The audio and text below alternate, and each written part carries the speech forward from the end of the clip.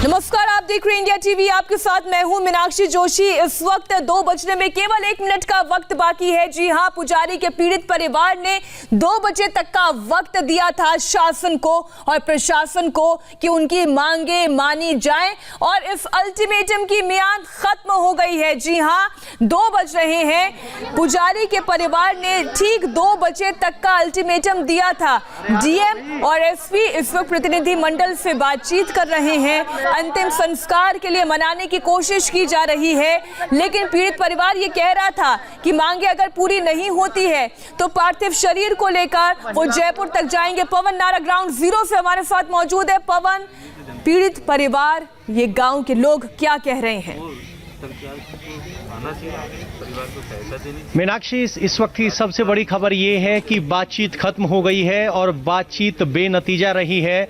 आपको बता दें कि प्रशासन की तरफ से जो ऑफर किया गया वो ये कहा गया कि पंडित जी को प्रधानमंत्री आवास योजना के तहत एक आवास दिया जाएगा और डिस्ट्रिक्ट लेवल पर संविदा या कहें कि कॉन्ट्रैक्ट पर एक नौकरी दी जाएगी, जिसे प्रतिनिधि मंडल ने नकार दिया है और अपनी मांगे दोहराई हैं, यानी 50 लाख का मुआवजा, सरकारी नौकरी, परिवार को सुरक्षा और अपराधियों के खिलाफ कार्रवाई।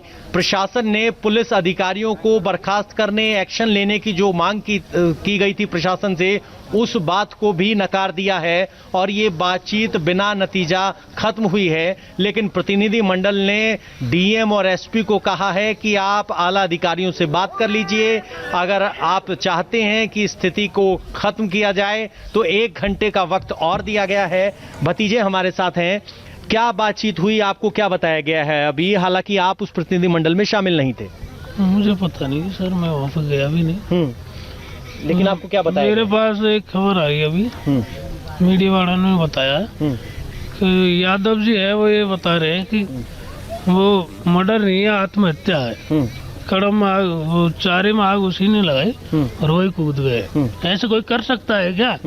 आत्महत्या इतने दिन से वो पहले नहीं कर सकते थे, ऐसे कैसे हो जाती है आत्महत्या? तो परिवार हैं, ये भतीजे, वो कह रहे हैं कि अभी भी पुलिस उसी लाइन पर भरोसा कर रही है और ये आरोप लगा रहे हैं कि पुलिस वाले मिले हुए हैं। आपको क्यों लग रहा है कि पुलिस वाले मिले हुए हैं? मिले हुए इसलिए हमने जो एफआईआर लगाई उसकी भी कोई वो नहीं दी हमको, फोटो कॉपी था। किस तरीके से हत्या के मामले को राजस्थान पुलिस आत्महत्या का मामला बता रही है और यहीं पर बड़ी लापरवाही हुई है। हमने वो बयान भी सुनाया था इंडिया टीवी के दर्शकों को कि किस तरीके से ये मामला लटकाने की और अटकाने भटकाने की कोशिश हुई थी।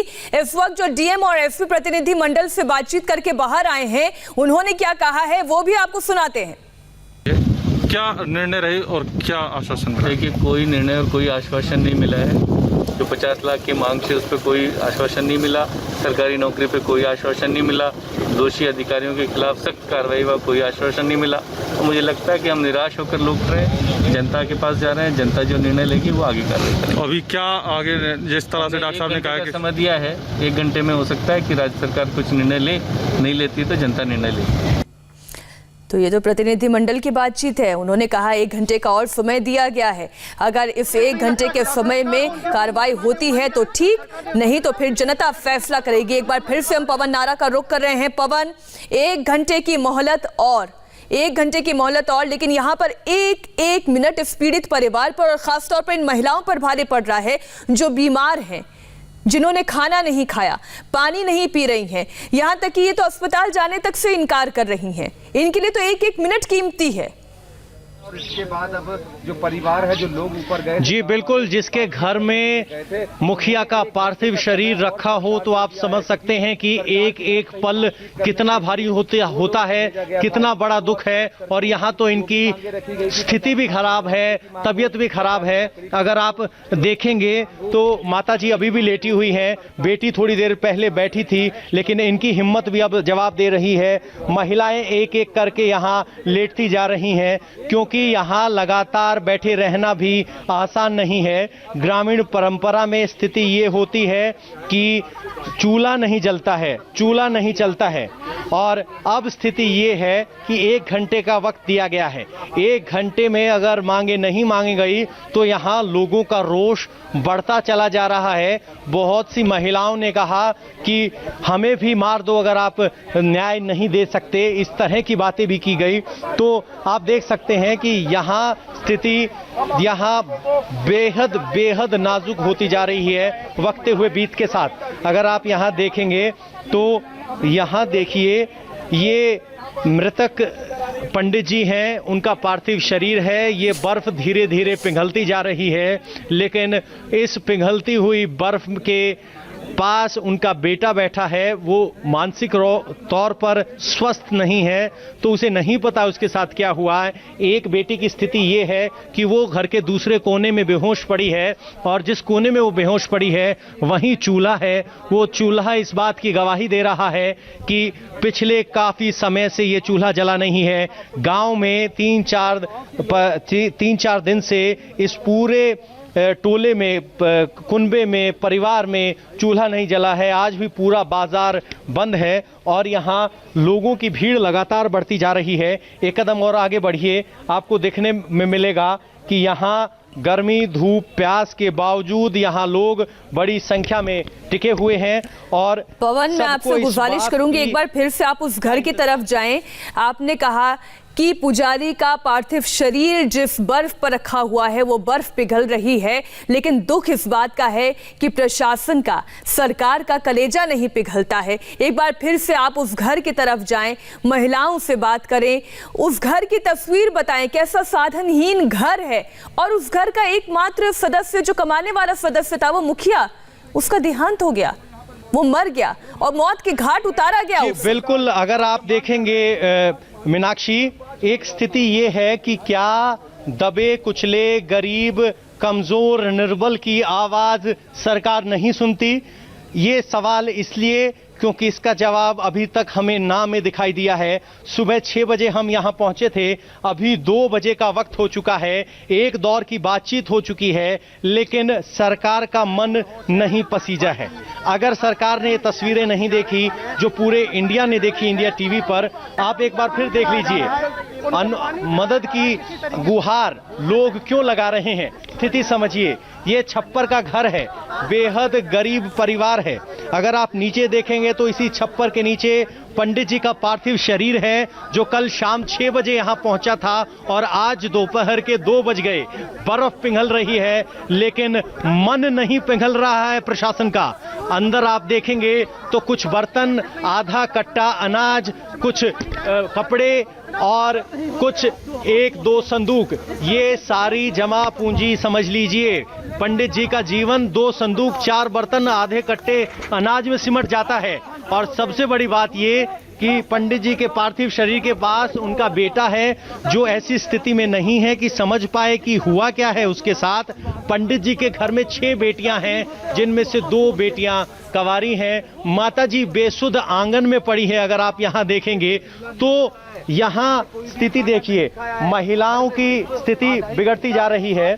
अब ये पूछिए, अब ये सोचिए कि अगर इस गरीब परिवार की तस्वीर देखकर मन नहीं पसीज रहा है प्रशासन का, इनके लिए अगर न्याय मांगना गलत है तो हाँ, हम गलत हैं। सोचिए प्रशासन कितना अहंकारी हो सकता है कि परिवार की ये दयनीय स्थिति देखने के बावजूद, सुबह से ये तस्वीर जारी होने के बावजूद, क्या सीएम अशोक गहलोत को ये नहीं पता कि ये परिवार किस पृष्ठभूमि का है?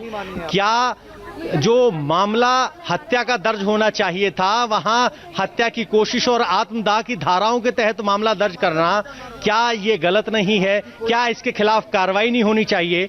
लेकिन जब प्रतिनिधियों और डीएम के बीच बातचीत हुई तो डोर टूक मना कर दिया गया।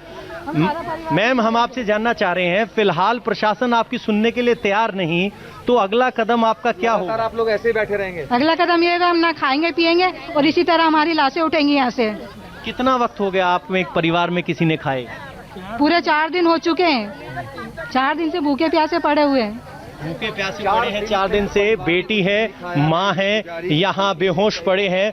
2 परिवारजनों को अस्पताल भेजा जा चुका है। एक बेटी यहाँ कोने में पड़ी है, उस पर भी हवा की जा रही है। और ये चूल्हा इस बात की गवाही दे रहा है कि इस घर के आंगन में चूल्हा नहीं जला है। और ये सिर्फ एक घर नहीं, ग्रामीण परिवेश की ऐसी मान्यता है कि जब तक अंतिम संस्कार ना हो तब तक चूल्हा नहीं जलता, और अंतिम संस्कार हो उसके लिए परिवार की कुछ मांगे हैं जो फिलहाल प्रशासन मानने के लिए तैयार नहीं है। ये स्थिति है। और अगर अंदर आप आगे आएंगे तो यहाँ जानवरों को संभालने वाला भी कोई नहीं है। ये झोपड़पट्टी है। यहाँ देखा जाए तो कुछ जानवरों का चारा है, वो ज़रूर किसी ने जानवरों को डाल दिया होगा, लेकिन बुजुर्ग, महिलाएं, ये सब यहाँ इंसाफ के इंतज़ार में हैं। इनमें बहुत सारी बच्चियां हैं। लग रहा है सुनवाई होगी। जिस तरीके से सुबह से आप बैठे हैं, लग रहा है सुनवाई सरकार सुनेगी। सुन तो रही नहीं गरीब की कोई, सुन तो रही नहीं है। अब 4 दिन हो गया तब तक सुन तो रही नहीं है। गरीबों को लोट होता तो सुन लेता, मेहमान कैसे होता सुन लेता। गरीब आदमी है जो नहीं सुन रहा। अच्छा, हाँ, तो सब जात पे आधारित है। आप ये कह रहे हो जात के आधार पे सुन रहे हैं? कब सुन रहा है? वोटन का जाता यहाँ जाता यहाँ डोका देता या कुड़ा में गुआ खाता या गाँव में दे। आज गरीब आदमी की कोई नहीं सुन रहा। खासो आ जाते थे दूर से दुनिया है नेता बनने के लिए, तो अरे गरीब आदमी की नहीं सुन रहा। तो कह रहे नेता बनने के लिए आ जाते हैं, चुनाव में अक्सर हाथ जोड़ते हैं, पांव पकड़ते हैं कि वोट मिल जाए, क्योंकि सत्ता का दरवाजा इन्हीं गरीबों के बटन, वोट वाले बटन से खुलता है। लेकिन जब सत्ता मिल जाती है तो इस गरीब परिवार के बारे में नहीं सुना जा रहा है। आपको बता दें कि डीएम और एसपी को 1 घंटे का वक्त दिया गया है। अगर 1 घंटे में कुछ नहीं होता है तो इस पार्थिव शरीर को लेकर एक बार फिर जयपुर मार्च करने की बात की गई है। अब ये एक बेटी है, ये बेहोश है, इनको हवा की जा रही है। सर, इनको अस्पताल नहीं ले जा रहे आप? लेकिन अस्पताल नहीं ले जा रहे आप? नहीं साहब, अस्पताल क्या करेंगे, ले जाके मर जाएंगे। और क्या करेंगे वो अस्पताल ले जाके? पहले हमारा मर गया पिताजी, पापा जी, हम उनके दामाद है, हम भी मर जाएंगे। और क्या करेंगे? और हम अस्पताल जाके हमारा कौन रक्षा करेगा हमारी? यहीं मतलब हमारी कोई व्यवस्था नहीं है, प्रशासन की कोई व्यवस्था नहीं है। ऐसा क्यों है कि प्रशासन आपकी नहीं सुन रहा है और मामला आगे नहीं बढ़ रहा है? प्रशासन खुद मतलब क्या कि अंधा है, इसलिए नहीं सुन रहा है। प्रशासन अंधा है इसलिए नहीं सुन रहा है। ये पंडित जी के दामाद हैं जो इस वक्त यहाँ बैठे हैं। परिवार की मांग है कि दोषियों के खिलाफ कार्रवाई हो। वहीं पुलिस है जो इस हत्या को आत्महत्या बता रही थी, उसकी पोल भी इंडिया टीवी पर खोली गई और बताया गया किस तरीके से इनका डाइंग डिक्लेरेशन है, मरने से पहले इनके साथ क्या हुआ इन्होंने बताया है। और ये स्थिति है। अब जैसे जैसे सूरज नीचे जा रहा है, महिलाएं के ऊपर सीधे धूप आ रही है और इस धूप का असर ये है कि लगातार वो बेहोश होती जा रही हैं। सब्र का बांध टूट रहा है। उम्मीद ये थी कि बातचीत हुई तो रास्ता निकलेगा, लेकिन बातचीत हुई, खत्म हो गई, रास्ता नहीं निकला। अभी 1 घंटे का और अल्टीमेटम दिया गया है और अब माताजी जब जब होश में आ रही हैं रोने लगती हैं और ये परिवार की दयनीय स्थिति बनी हुई है। ये तस्वीरें हमारे सहयोगी पवन नारा लगातार वहां से ग्राउंड जीरो से रिपोर्ट कर रहे हैं और इंडिया टीवी ने यह ठाना है कि जब तक इस पीड़ित परिवार को न्याय नहीं मिल जाता, इनकी मांगों पर सरकार गौर नहीं करती, इनकी मांगों को नहीं मानती, तब तक इंडिया टीवी इनका साथ नहीं छोड़ेगा। जब ये खबर आई, इंडिया टीवी ने सबसे पहले इस खबर को उठाया। पुलिस ने इस मामले को भटकाने की कोशिश की, इसे आत्महत्या का मामला बनाने की कोशिश की, लेकिन हमने खबर दिखाई, हमने वो वीडियो, वो सबूत भी दर्शकों के सामने रखा जिसमें खुद मरने से पहले वो पुजारी बोल रहे हैं कि कैलाश ने उन्हें मारा। एक बार फिर से हम रुक कर रहे हैं पवन का।